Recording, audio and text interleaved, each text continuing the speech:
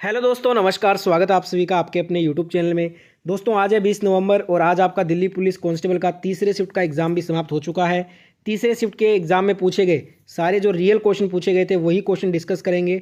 तो पूरा video and तक देखिएगा और जितने भी प्यारे दोस्त वीडियो को देख रहे हो सारे जने एक बार वीडियो को शुरू करने से पहले लाइक बटन को दबा दें।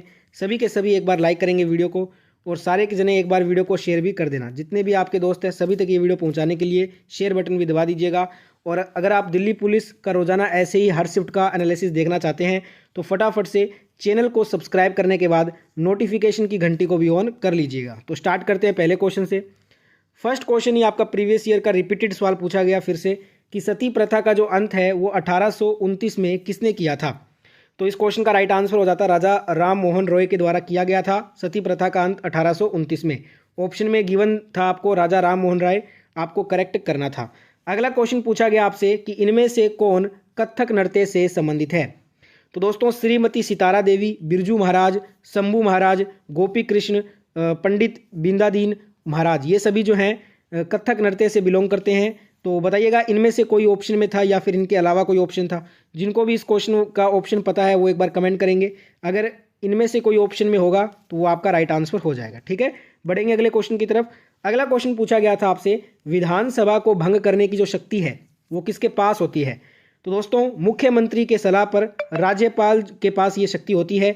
विधान परिषद जो है इसको भंग नहीं किया जा सकता, संसद के द्वारा समाप्त किया जा सकता है, पर इसको विधान परिषद को भंग नहीं कर सकते, संसद के द्वारा इसे समाप्त कर सकते हैं। पर हमसे पूछा गया था कि विधानसभा को जो भंग करने की शक्ति है वो किसके पास होती है। तो ये मुख्यमंत्री के सलाह पर राज्यपाल के पास ये शक्ति होती है। तो राज्यपाल इस क्वेश्चन का राइट आंसर हो जाएगा। नेक्स्ट क्वेश्चन देखिए।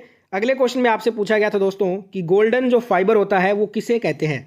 गोल्डन फाइबर जो है ये जूट का रेशा को कहा जाता है। ऑप्शन में बिल्कुल यही दिया गया था, जूट का रेशा, आपको करेक्ट करना था। नेक्स्ट क्वेश्चन आया था कि अकबरनामा के लेखक, ये सारे प्रीवियस ईयर क्वेश्चन है एसएससी के लास्ट 2 ईयर्स के। अगर आप एग्जाम कवर कर लेते हैं तो आपके लगभग 40 से 50% जो जीके है वहीं से बन रही है।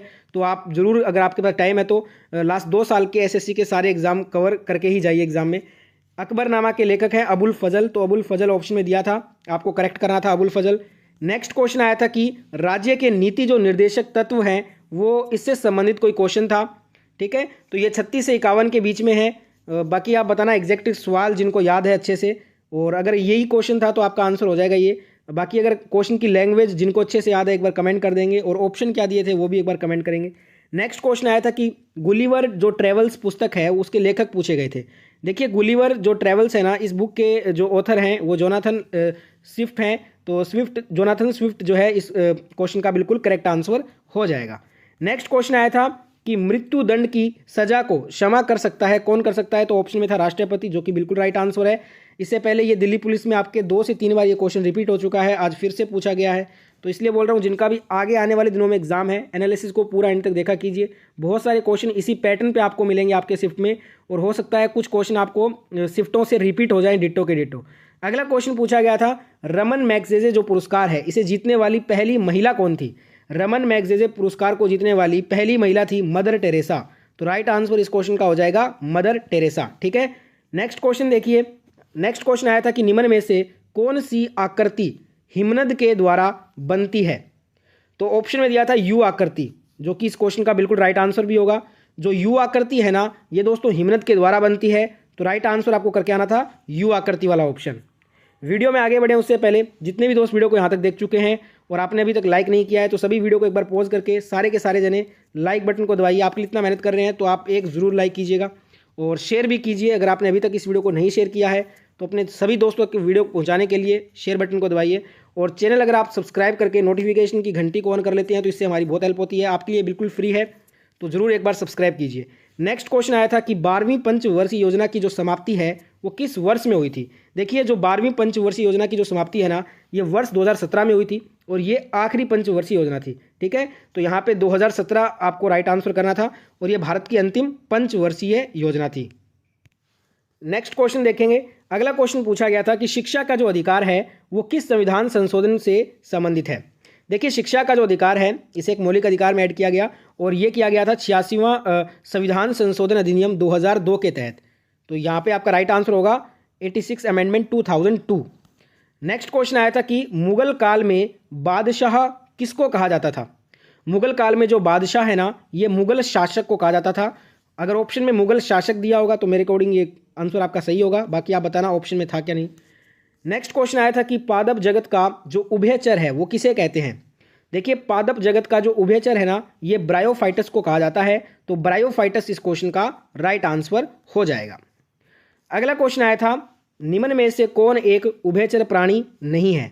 शायद ये दोनों क्वेश्चन एक ही होंगे, तो यहाँ पे देखिए ऑप्शन के अकॉर्डिंग इसका आंसर हो सकता है। तो जिनको भी मालूम है कि इस वाले में क्या क्या चार आपको ऑप्शन दिए गए थे, तो जिनको भी एक बार पता है, जिनका भी तीसरे शिफ्ट में पेपर हुआ है, वो एक बार कंफर्म कर देंगे कि कौन कौन से प्राणियों के नाम आपको दिए गए थे।